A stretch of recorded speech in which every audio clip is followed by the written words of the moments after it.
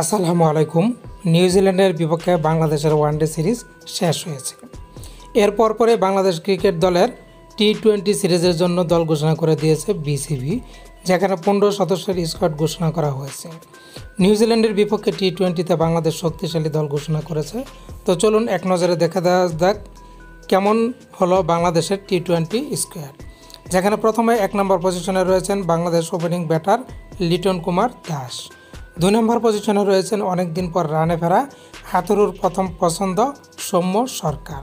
3 নম্বর পজিশনে রয়েছেন বাংলাদেশ দলের অধিনায়ক নাজমুল হোসেন শান্ত। এরপরে 4 নম্বর পজিশনে রয়েছেন টি-20তে সুযোগ পাওয়া রনি তালুকদার। 5 নম্বর পজিশনে রয়েছেন ধারাবাহিক ব্যাটার তাওহিদ হৃদয়। 6 নম্বর পজিশনে রয়েছেন দলের সুযোগ পাওয়া আফিফ হোসেন ধ্রুব। 7 নম্বর পজিশনে রয়েছে স্পিনার কাম ব্যাটার মেহেদি মিরাজ। 8 নম্বর পজিশনে রয়েছেন কাটার মাস্টার মুস্তাফিজুর রহমান। 9 নম্বর পজিশনে আছেন বাংলাদেশ দলের আরেক পেসার হাসান মাহমুদ। 10 নম্বর পজিশনে রাখা হয়েছে আরও একজন পেসার তানজিম সাকিব। 11 নম্বর পজিশনে রয়েছে স্পিনার বলার মাহাদি হাসান।